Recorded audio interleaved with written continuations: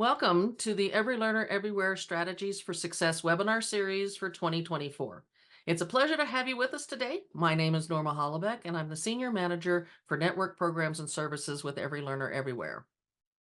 Before I introduce our speaker, I'd like to take just a few minutes out to tell you about Every Learner Everywhere and the mission of our network.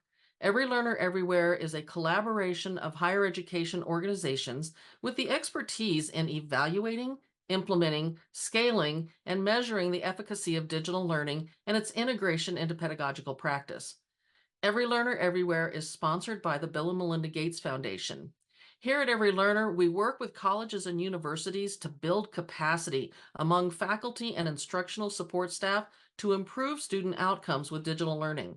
Our mission is to help institutions use new technology to innovate teaching and learning with the ultimate goal of increasing student success, especially for first-generation college students, poverty-impacted students, and racially minoritized students. Title: Every Learner Everywhere. A quick housekeeping note. Throughout this presentation, we welcome your questions in the Q&A section. If participants raise their hand, we will not be able to unmute you. However, we will be monitoring the Q&A section as well as the chat. Slide: Every Learner Everywhere. And now to our esteemed guest. Dr. Tina Grotzer is a member of the Faculty of Education and a principal research scientist at Harvard University. She is a cognitive and learning scientist who studies learning and education as it relates to the complexity of our world and specifically to the sustainability and climate education. She is passionate about making approaches to climate education more inclusive, as well as shifting mindsets from short-term to long-term thinking towards more global collective perspectives. This work includes developing Earth-resonant design moves that accompany a shift in mindset from human-centered design to Earth-centered or Earth-X design.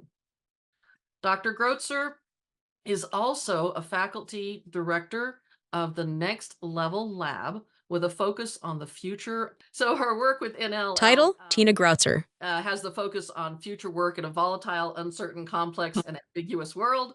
Her work with NLL seeks to redefine the visions of optimal learning and work performance with project strands focused on what it means to be an expert learner and on preparing for green jobs for the future. She is also the principal investigator of the Cognition in a Complex World Lab, focused on challenges of reasoning about complexity and developing instructional supports for developing sustainability-minded citizens, and a PI on the EcoLearn team, which develops virtual worlds and other immersive technology-based experiences to support understanding of ecosystem dynamics. Tina's courses focus on leveraging research findings to develop expert learners, instructional design and pedagogy, and climate and sustainability. Dr. Grotzer's publications include many articles, book chapters, and a book on learning complex causality. Her awards include an NSF Career Award, a Presidential Early Career Award for Scientists and Engineers from the United States, and the Morningside Teaching Award from Harvard Graduate School of Education. Links to Tina's publications can be found in the link that we are adding into the chat. Please help me welcome Dr. Tina Grotzer. Thank you, Norma.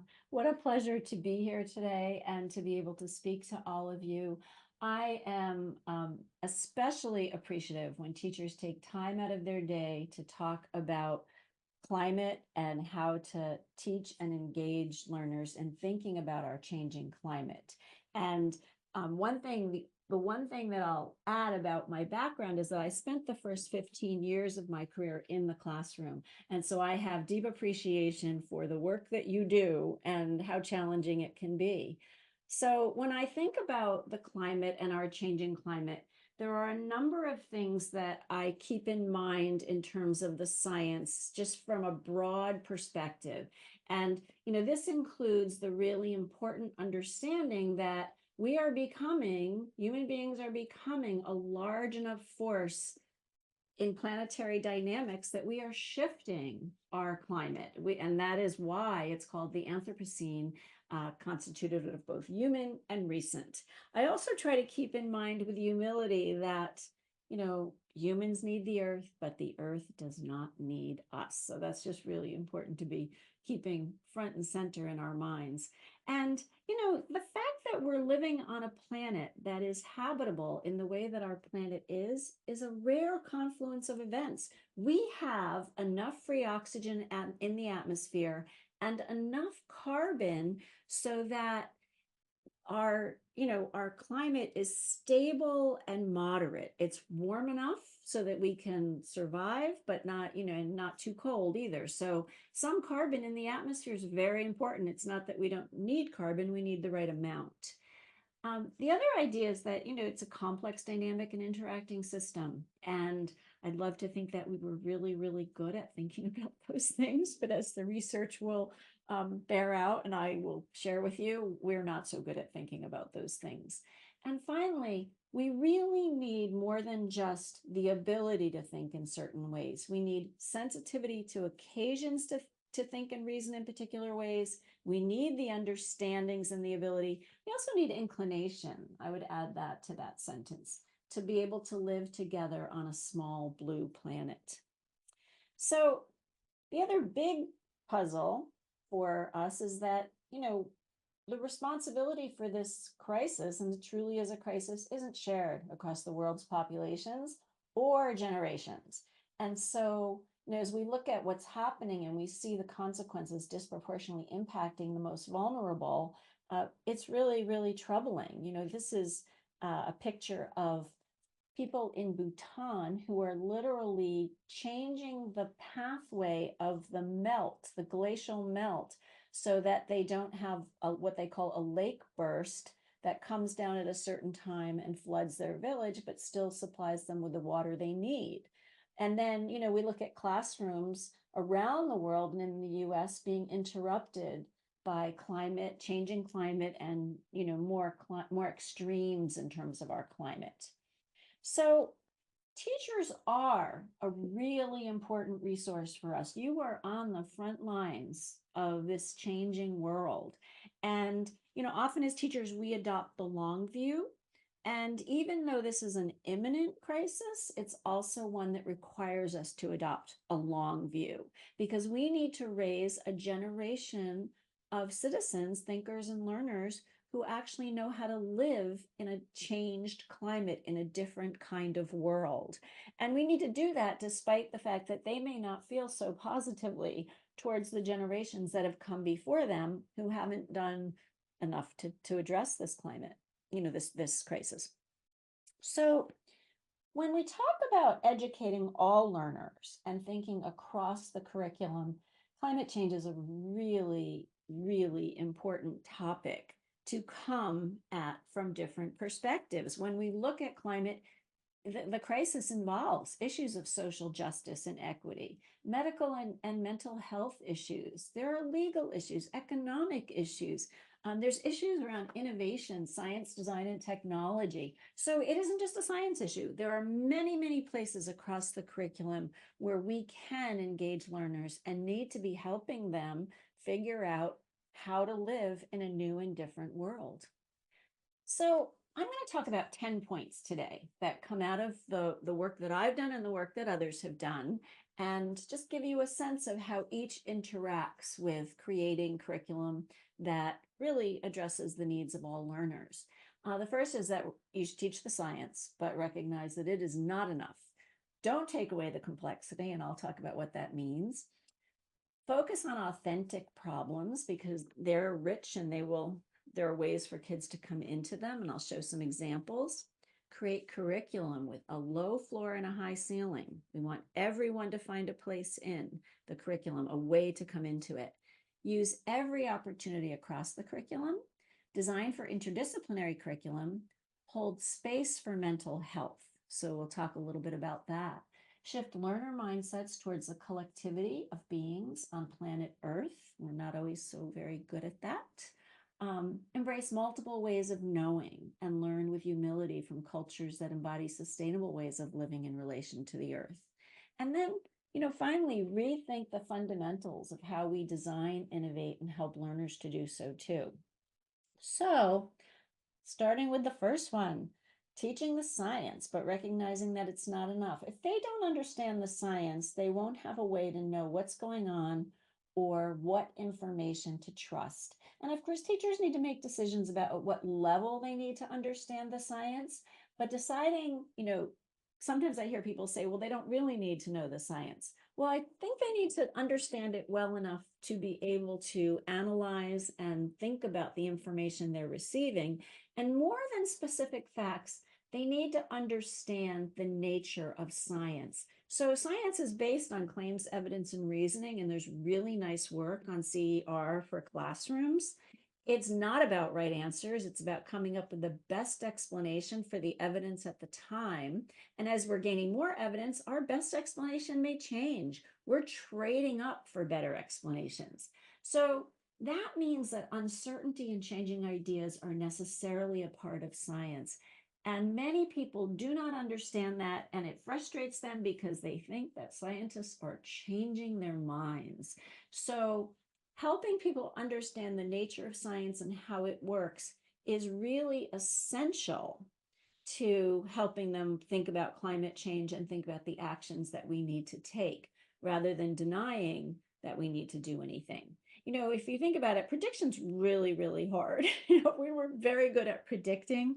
Many things would look different in the world. And I think that if you ask learners to look back on the last couple times they made some predictions, what information they had and what information they didn't have, they'd realize that what they do is they base predictions on the best available information. And then we move forward with that. And sometimes you find out more information later. And sometimes you find out that you needed more information to really come down in the right place.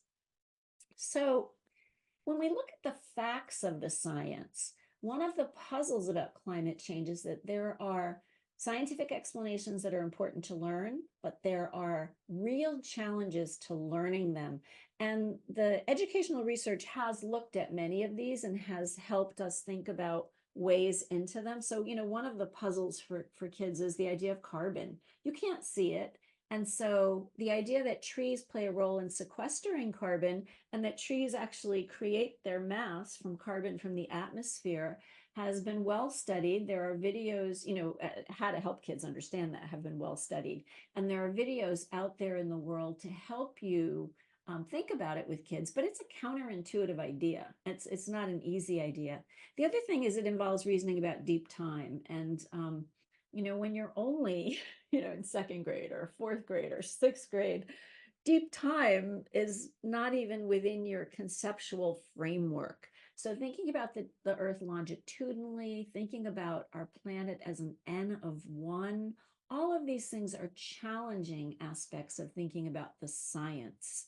Albedo effect has a feedback loop as an essential part of it. So albedo is when you're talking about the melting ice, which would reflect more of the sun's rays away from the planet, out of the atmosphere. But instead, what you get is a more cyclic pattern and more heating as darker surfaces, as the ice melts and you have darker surfaces. And then, the idea that some greenhouse gases actually are needed to keep our planet warm enough to be habitable, but that too much leads to overheating. So there's no simple, it's this or that. It's really about balance. And then there's a lot of, complex concepts that feed into the larger construct of climate change. So teaching the science is not easy, but there is good information out there to help you think about it. One of the puzzles with teaching the science is this, and this is where I have spent most of my research career focused on. Human beings have trouble reasoning about complex causality. It's very difficult within the kind of cognitive architecture that we have to pay attention to things that extend beyond sort of our immediate attention. So, things like indirect effects, feedback loops, issues of scale, balance, and flux. So tipping points, the idea that you can have not see an effect until a certain point and then see massive effects. That's very hard to grasp because it's not sequential and it doesn't add up in a systematic way as far as, learners see. So this is a problem. It's particularly a problem for climate change because climate change involves all of them. So let me just go into a little more depth on what some of this means. Some of us are old enough to remember, some of the pollution from the 70s and the 80s, and you could look up and you could see it. You could see that there was smog in the sky.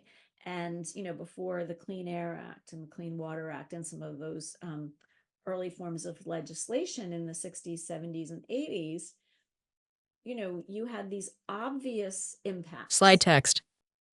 The puzzle with climate change is that you don't see carbon. You don't know that it's there. It's very hard to keep in the front of your mind. So hard for kids to really focus on, hard for adults to focus on too. Now we're starting to see effects, but we're closer and closer to points where, the system is so out of balance that you start to get tipping points. Another big concept that we've studied, we call action at an attentional distance. It's really hard to pay attention to causes and effects that are in different attentional frames. So if you see something happen and you see an outcome, you can easily use the covariation to put them together and to infer that this made this happen based on whatever mechanism. So sometimes we jump to conclusions about correlation, but often we can see the mechanism. When something happens in one attentional frame, driving your car to work, and the Marshall Islands are disappearing and polar bears, the ice is melting. It's really hard to connect those. So we need to help people realize that you can have global impacts based on actions that are local and close.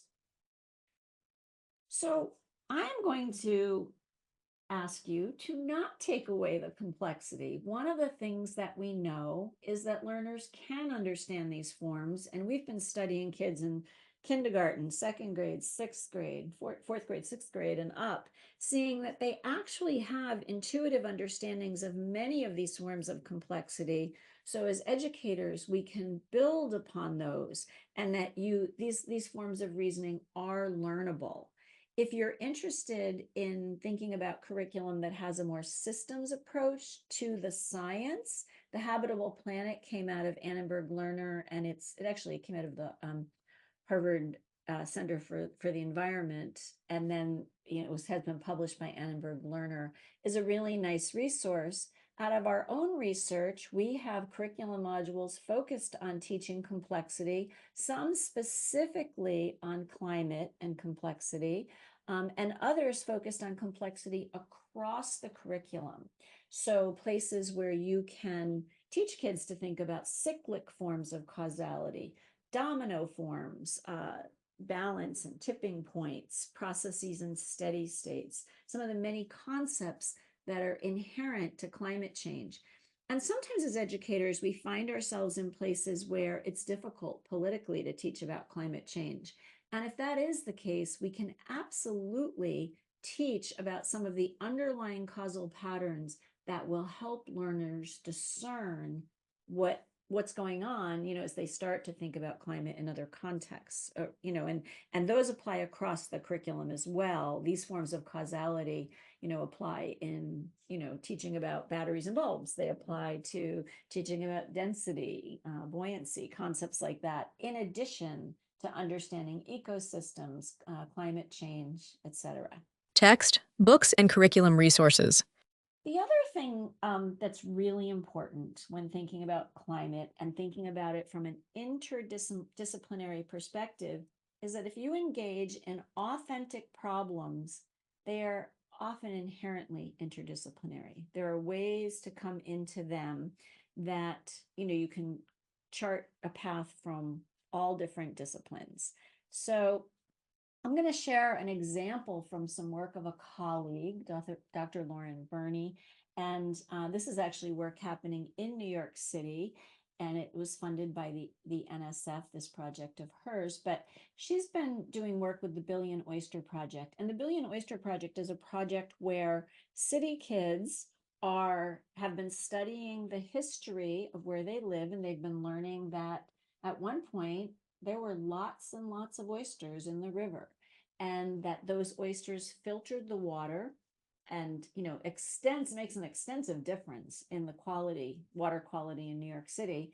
But they were also used in the restaurants in the city and in the oyster market, so they were part of the economic structure of the city. So the kids have been growing oysters, and they've been growing little tiny baby oysters. They've been graphing them, charting out how big they get.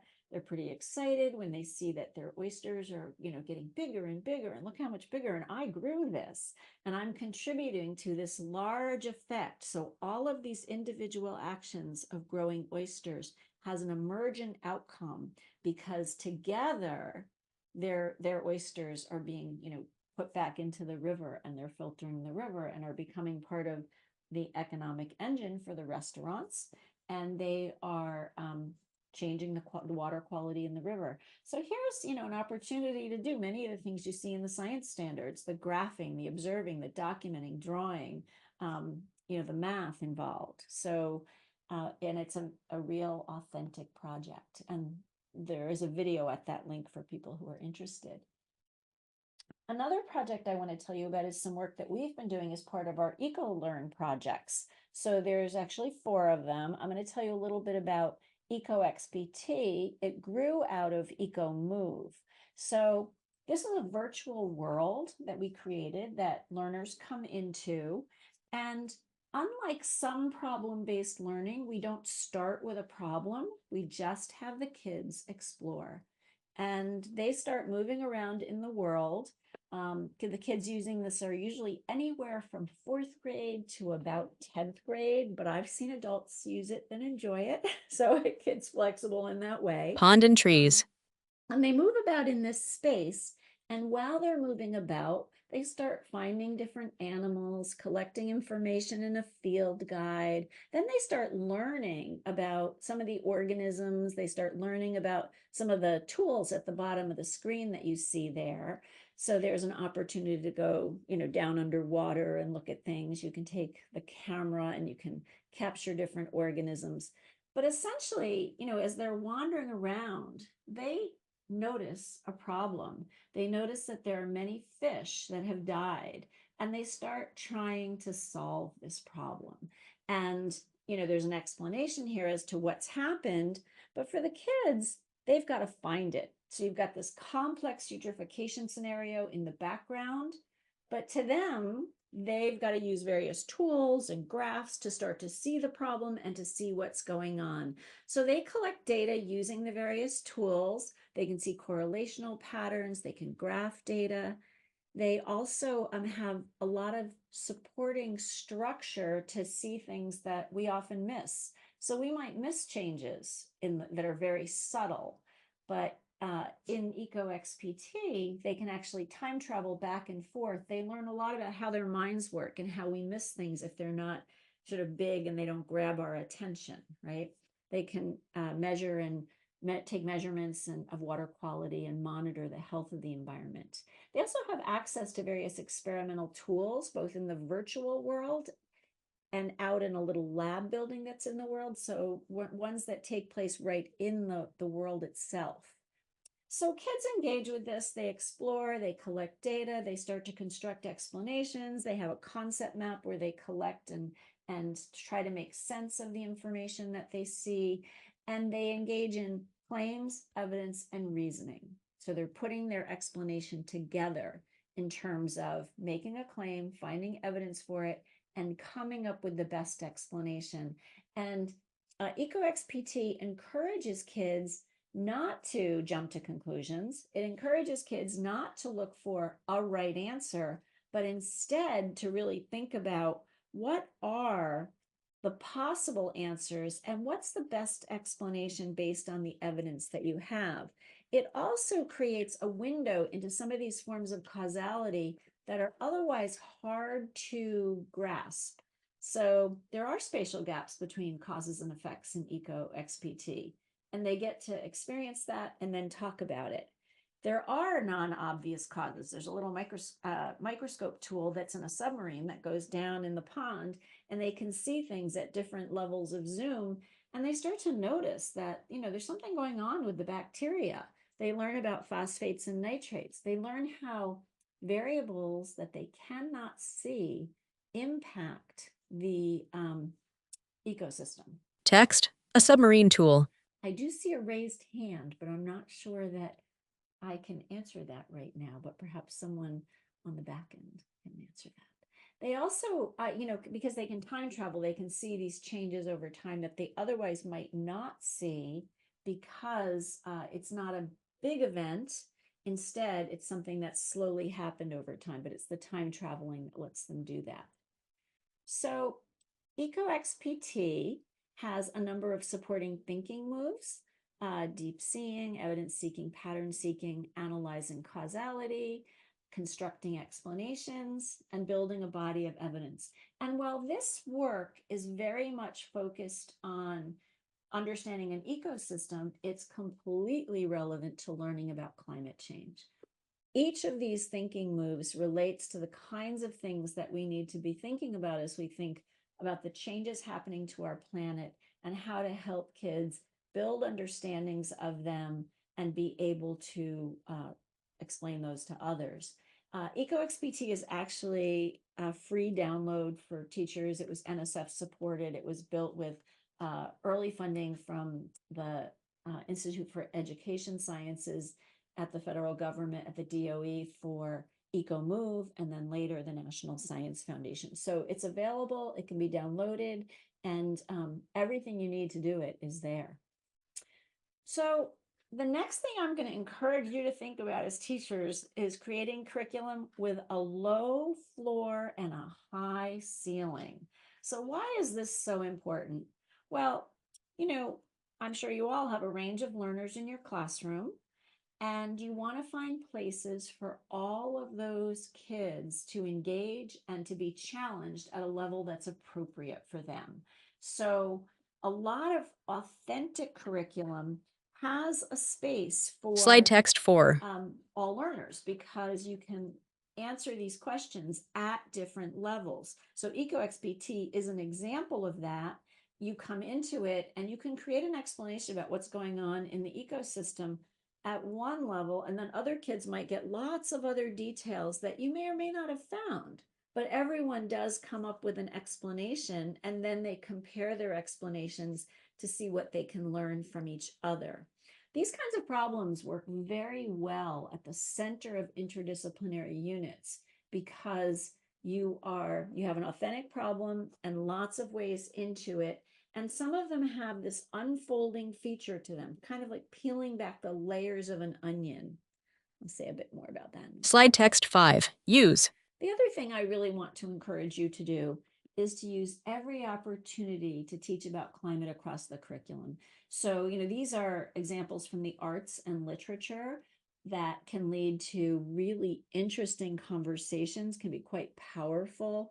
The Follow the Leaders piece by Isaac Cordell was part of an exhibit that a colleague, did on slow violence. And it was, it's one of those things that makes you kind of stop and say, wait a minute, what's happening here?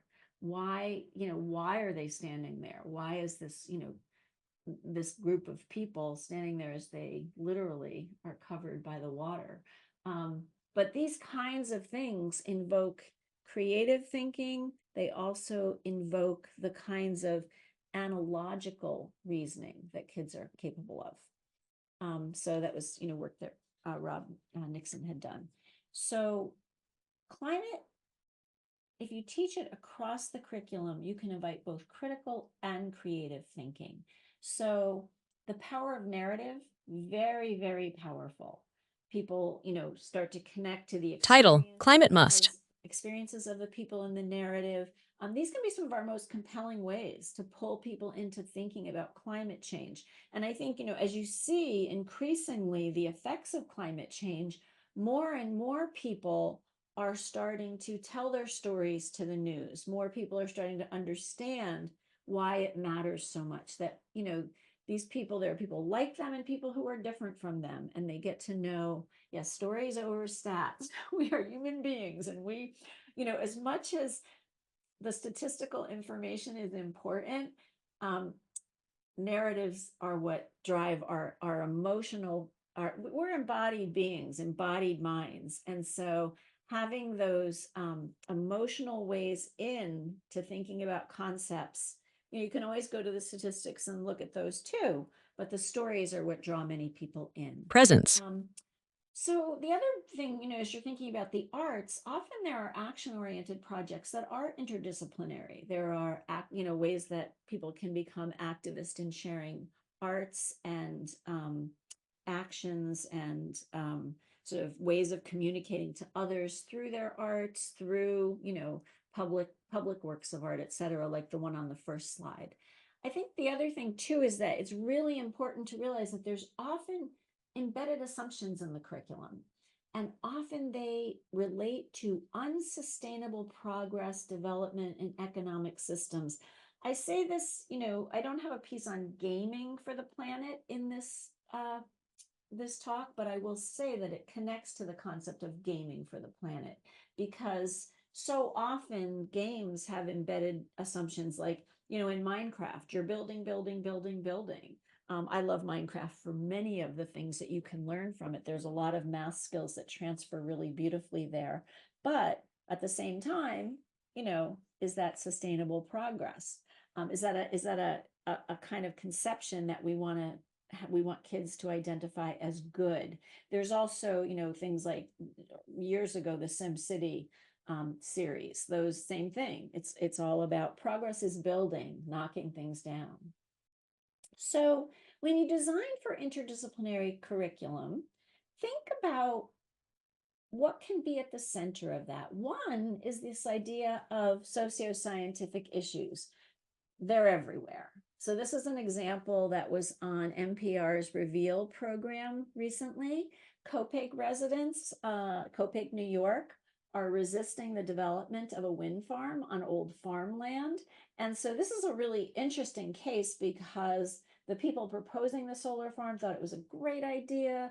The farmers kind of pushed back and said, we don't want all those, we don't want a wind farm here. And then eventually, certain citizens got together and started a small group who could really talk to each other, and they started to bring the whole community along. So it's a really nice case study, but a socio-scientific issue often has that peeling back of the onion kind of approach. Essential questions, something like who owns the water? What is owning water as a cultural concept? There are cultures that don't accept that you can own the water. So, as indigenous peoples in our areas might say, well, we can't own the water. Who can own the water? So, but a really interesting concept. Text. Design for curriculum. When I homeschooled my son for a little bit, and when he asked me one day, how come the reservoir by our house said City of Cambridge, but the water fell here in our town? Why does it say City of Cambridge? And he was very curious about it. So we had a lot of good conversations about who owns the water. But this can become an essential question for an entire unit. And then you can have problem-based learning like EcoXPT, like the Billion Oyster Project at the center of interdisciplinary curriculum. So when we think about interdisciplinary curriculum and design, one of the really important things is to think about the disciplines as lenses in on the problem space instead of fences that kind of divide the content. So think about how they can add ways of perceiving it. This is a quote from my colleagues, Howard Gardner and Veronica Boyks-Mencia. And one of the things I do often with my students is I have them start with an essential question in the middle, like who owns the water, and then think about different lenses. So it doesn't have to be those lenses that I have there. It might be, other kinds of roles or lenses, an activist, maybe a politician, maybe a journalist. So, what other roles might you fill in? What roles are a good choice for looking at this particular issue? Text. Essential question. So socio-scientific cases, there's a lot of information out there on them, or I don't know if I should say a lot, but increasingly there's research on using socio-scientific cases. Troy Sadler is a researcher who's done quite a bit on using these cases at the center of reasoning about climate change. And the idea here is that you're not only teaching, what's going on with the problem, you're actually integrating information on ethical competence and perspective taking, thinking about others' perspectives and emotions, etc. So it also lets you really look at some of the diving in deeper and deeper so you can get to root causes of issues and problems. And sometimes that invites us to talk about disinformation. And that's really important because, kids need to have a way of discerning whether information is trustworthy or not. And if not, what to do about it. A green shoot rises through cracked earth. So mental health, holding space for mental health. So we want action because we know that engaging in action around climate um, helps support resilience in learners and young people. However, we also need to realize that, despair and inaction and hope in action are they have a complex relationship with each other. And, hope is a fairly um, complicated concept. There's different types of hope. There's hope that ignores that anything's happening. So, sort of, I think it's kind of being like an ostrich, kind of like pretend it isn't going on. Or there's hope that's, um, maybe more pessimistic than it needs to be. But, you know, the next generation really has to be able to live in a way that's healthy on the planet. But when you're holding this existential threat, that's A hard. crowded protest. So, whatever you do around climate, make sure that you have a space for kids to talk about how they're feeling, to sort of have a safe space that they can reach out to you at any time, that they People at can rally. help each other with hope. When I saw the piece on Elmo reaching out this week and all the responses Elmo got, sometimes you don't know what's going to come back until you create the space for it to happen. One of the concepts that our lab is working on is a concept of regenerative hope.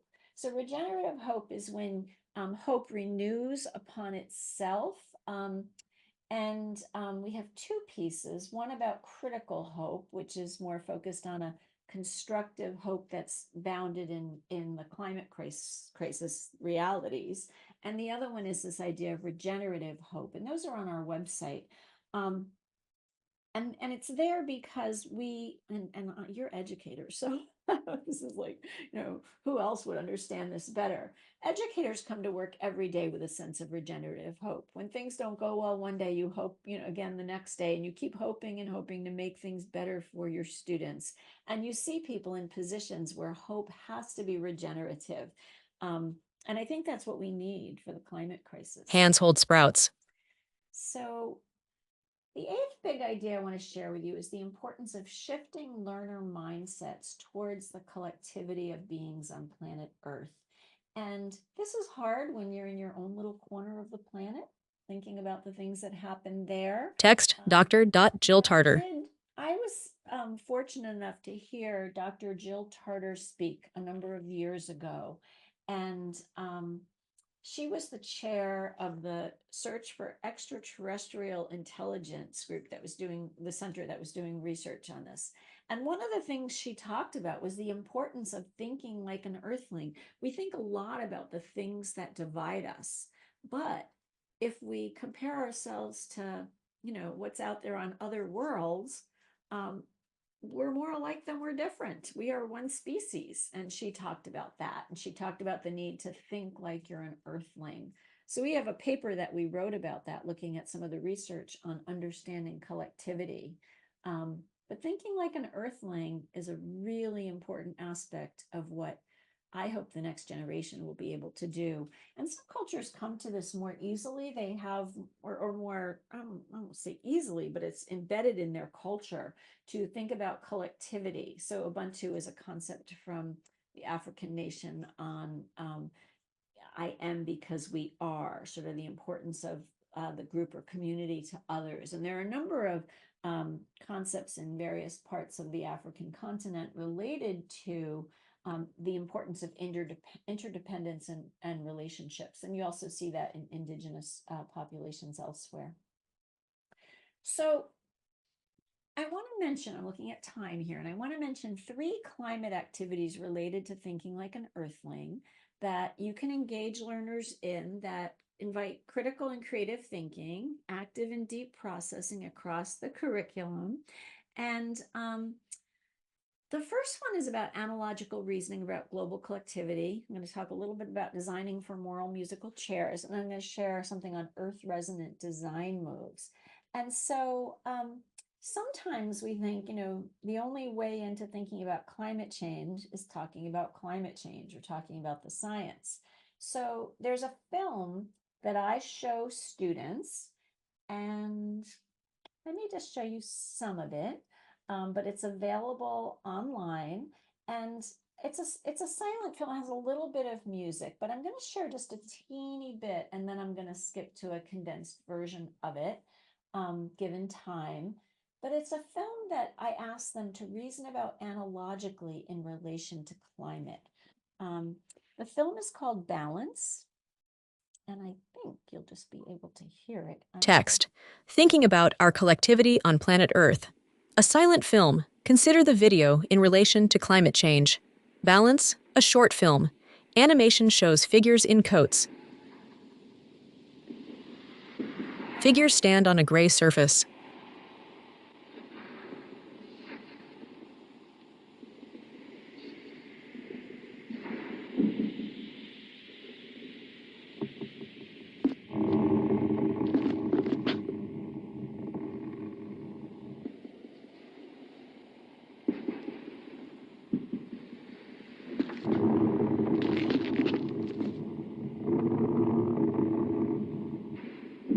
One tips.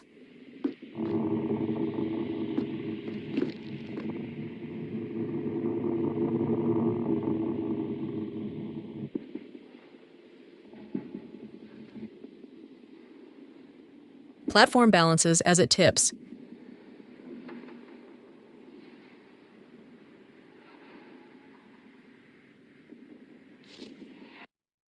All right.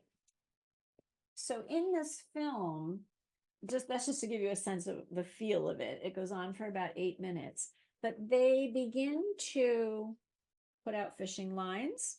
And at some point, one of them, so you see in this one on their platform with fishing lines, one of them pulls up a box and it plays music. And as the film goes on, you observe them having an interest in this, but the box will move to whoever is manipulating the balance of the planet the most. And so they're moving back and forth, and they're trying to get the box to come to them. And students have an interesting time thinking about that in terms of resources and who has resources. And you see some of them cooperating and working together to maintain the balance of the platform, but also to, Figures on stage. they have to step away from the box in order to not have the platform tip. But as the video goes on, eventually they start fighting about it. And they literally push each other off the platform. And the last scene that you see looks like that. So at some point, makes you kind of take a deep breath. Makes you think about our collective on this planet. But I ask students to consider it analogically in relation to climate, the fate of Earth's peoples and other organisms, and just the interactions in terms of the dynamics related to climate change. And kids at different levels, from probably middle school up, are able to think about cooperation, competition, the common good. They also think a lot about sort of power and who has it as they get older. And so we ask kids to process the parallels in the film and really think about the tensions or forces in play. And this is a way that, the arts can invite conversations that you probably aren't going to have in the science classroom. And it really gets kids actively processing it and arguing about it. And then, of course, looking for other video and films that have similar kinds of messages, because that's when you get good transfer, when they start to extract those deep tensions and principles and look forward. So the other game, no, it's not a game. I shouldn't call it a game. The other activity that we engage kids in is something called moral musical chairs. And this goes back to my earliest days at Harvard when I worked with Professor Lawrence Kohlberg, who used this he would offer moral dilemmas and then see how people reasoned about it. But we've actually modified it a little bit for climate. So this is how it works. So in moral musical chairs, learners are considering what perspectives might relate to a certain situation. And, these we would be specifically focused on climate. They gather information about each and they try to be mindful of their own perspectives and lenses, which can be hard to set aside. And then they play moral musical chairs. It's different than musical chairs in that you don't take a chair away. Everybody has a chair. They just don't know which chair they're going to inhabit. And that's important. It's called the veil of ignorance. And it basically says, you could be anybody in this situation. So, how are you going to reason? How are you going to think about the situation? And what typically happens is that you have to reason in favor of the least empowered voices in the conversation because, the idea is you could be them. Now that's taking, empathy and kind of turning it on its head because you have to imagine that you could be that person. It's creating empathy, but it's also saying, through our own selfishness, we develop empathy. Maybe that's true. Um, but it does give them a chance to really um, embody and become part of and explore different perspectives. And often they find they need more information. And as part of it, they go back and they do more research. So, they might be asking questions like, what is my lens in contrast to others? What are some dominant and silenced voices? What other perspectives should we be bringing?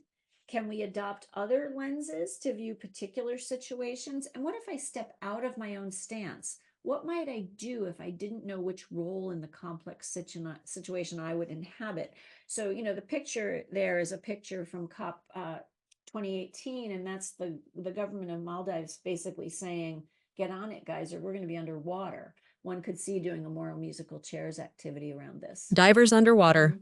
And we have done this around all different kinds of issues connected to climate. Text, moral musical chairs. And often what I do is I actually engage the kids in planning the conversation. Sometimes teachers want to plan the conversation with them, but I think there's a value to having them think about whose voices are not at the table. Slide 9, Beaded Earth.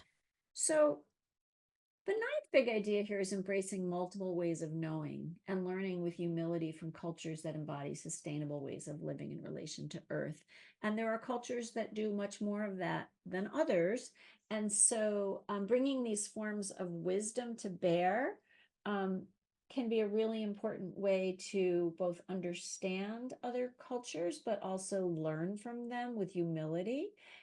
There are nice resources out there. So there's a nice set of resources from the North Dakota Native American Essential Understandings program, the teachings of our elders, and they talk about the sacred relationships related to Earth.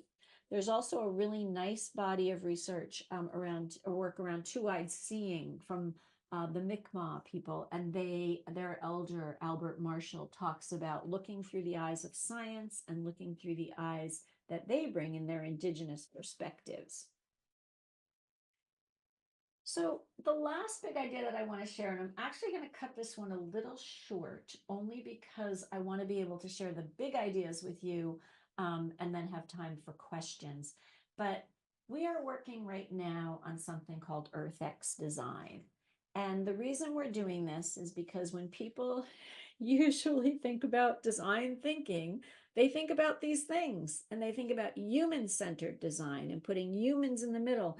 And good things have come out of this work, really good things. We have things that are better designed for people. We have things that, people who are differently abled or have, physical impairments have been able to live better in the world because of the wonderful work coming out of IDEO and the Stanford Design School.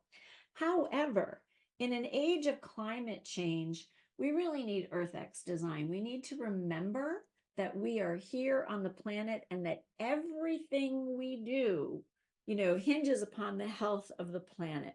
So if we start with Earth-centric approaches to design, we will have, humans will be addressed. Their needs will be addressed because if we don't address the needs of the planet, humans are on it. I mean, you can't forget about the fact that we're on it, right? So, and we really do we need innovation. We need new ways of thinking about innovation and design. What we don't need, or maybe I won't mention television shows that focus on designs and inventions, but sometimes those shows promote a consumer approach. It's like, we need more stuff. We need stuff for our stuff. We need stuff to make every minor thing in life easier. In the meanwhile, we're kind of burying ourselves. Anyway, so we're developing a set of instructional moves and materials to design to support these EarthX design moves. This is an explanation of it that's on our website. We have various ways of, what is it? What would it look like? What would you do? We are working actually on a book for teachers about EarthX design moves. Earth X And, Design Thinking Moves table. so there's 10 of them. And, very briefly, Green landscape. Some of the things in the EarthX design work are not brand new. People have mimicked nature and engaged in biomimicry for a long time. We see it in, some building design, learning from the termites. We see it in solar cells inspired by leaf design. We see it in, you know, even in, the wings of airplanes, things like that. Another big idea, I'm just sharing a couple of examples with you here, is empathizing with the voiceless and the invisible and really getting people to think about who's not represented at the design table. This fits with moral musical chairs. So, you see people starting to think about creating wildlife bridges over highways. You see bee-friendly urban The landscaping. slide reads Wildlife Bridge. I was bringing in, we had tadpoles in the kindergarten that were Cornelian cherry dogwood. they turned out to be bullfrog tadpoles, which they take a very long time to turn into frogs. And so they went to the first grade with the kids. And at some point, the kids wanted to know, how come they don't have to eat? And I realized that they didn't know why I was bringing all this water into the classroom from the pond once or twice a week. So I was, we were feeding them. So we showed them with the microscope. And they suddenly realized that there was a whole microscopic world that they were not aware of. And then the kids started talking about Horton Hears a Who because they know that there was a whole world on a flower. But that's about what's not necessarily visible to them. So, we ask kids to think and teachers to ask a set of questions about how earth resonant the features of designs are. Do they really have consideration for the planet? Can they be sustained over time?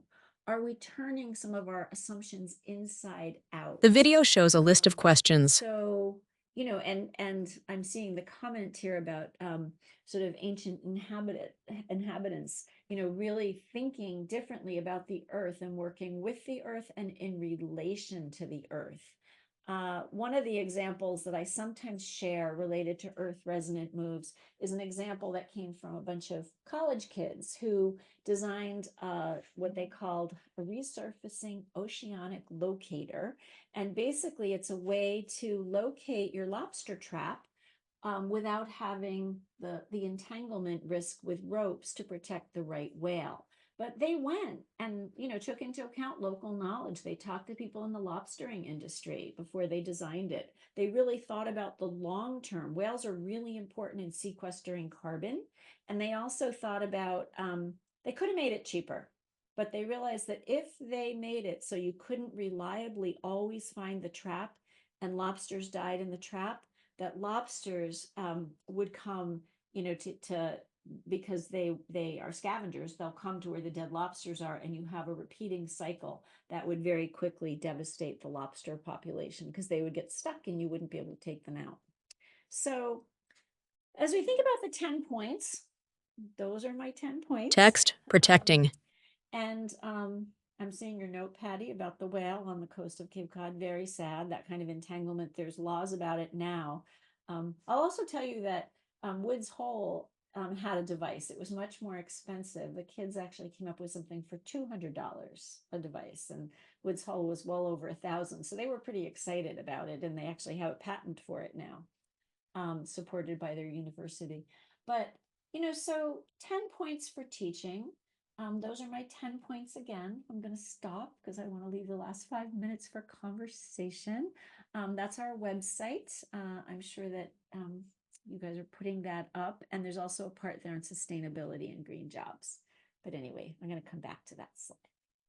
All right. Text, Home, Research Overview, Sustainability, Green Jobs, and Earth X, Design. Thank you so much, Tina. We do have a few questions from our audience, and I'm going to try to pull a couple of them together. They have a common theme here. Um, you and Patty and I were talking before the session started about how UC San Diego looks like they're going to start requiring climate change for a graduation requirement. And there's been questions in the Q&A about how can we keep that momentum going from the K-12 world. We can really get to those kids when they're in pre-K and kindergarten and fourth grade and 10th or 11th grade, but how do we keep that going into the college realm and really help to educate our citizens as they're getting ready to go out and start voting and understanding how it's going to impact their neighborhoods and stuff. So what would you suggest? I know that's a really complicated question, but what would you suggest on how we keep it going through not just K through 12, but into higher ed? Well, you see in K through 12, some of the focus on, making curriculum available to teachers, making it available across the curriculum. We see what New Jersey did with across the curriculum. There's a group called Subject to Climate at Harvard, and I'm part of their advisory board, and they make curriculum available for teachers. That's great, and that's really important. But I think as you get into college, you're honing your skills for certain kinds of jobs. So one of the reasons I really like this example from the WPI senior project is that these kids are going off to be innovators and inventors. So EarthX design is a really good fit for them. If I were, working with students who were going off to work in the Justice Department, for example, issues of truth, issues of evidence, issues of how you bring information to bear. There was a professor working at the law school who was doing work with her students on how do you navigate the changing landscape of laws around climate. What do you protect through incentive? What do you protect through legal means? So I think that, as you get into the college level, there's the specific focus if it's a professional school or it's a school with a certain kind of A globe is focus. shown. For the other schools across the liberal arts, I think helping them to be aware that they can make a difference and the very kinds of things I shared that are interdisciplinary, I think can be helpful to them. But I appreciate the push towards making sure that they continue to care and letting them know how much, they own. The future is theirs. It's theirs. It's not ours, it's theirs and they can shape it. And there are really great solutions out there. If I can put a plug in for a film, there's a film called 2040, and it takes all different inventions and innovation that is already in existence and looks at what would happen if we used it. So there's great reasons for hope. And I think if we mix that hope with specific possibilities. Text, Please tell us. Yeah. Yeah, I don't know. wonderful. So we are running out of time. So I'd really like to thank Dr. Grotzer for such a wonderful and insightful presentation, especially me as a biologist. I really got a lot into that. For our audience, we ask that you take just a few minutes out to complete our survey for today's presentation using the link that we're putting into the chat for you. And if you've got something else going on immediately after, don't worry, we will send you the link to the survey in the follow-up email that you'll receive tomorrow. We would also like you to take a quick look at our strategies for success schedule for the rest of this and encourage you to register for the remaining 3 sessions if you have not already done so. And we would also encourage you to submit a proposal for our upcoming project, the impact of digital learning on minoritized students. That information is also going to be posted in the chat for you to ponder and consider that effort that we're doing. Lastly, besides thanking Dr. Grotzer and thanking our audience, we welcome anybody from this event to reach out to your colleagues as well, and encourage people to visit the Every Learner Everywhere website and our resources page. All of our resources are free to read online or to download. Text. Thank you. So I would like to thank our guest speaker, Dr. Grotzer. I would like to thank our audience for taking time out to join us for today's webinar. We look forward to seeing you next week for our third webinar in the series, in which Dr. Carrie Diaz-Eaton will discuss her research on what students might need the most out of their math and science education. Have a wonderful day, and thank you very much. Thank you.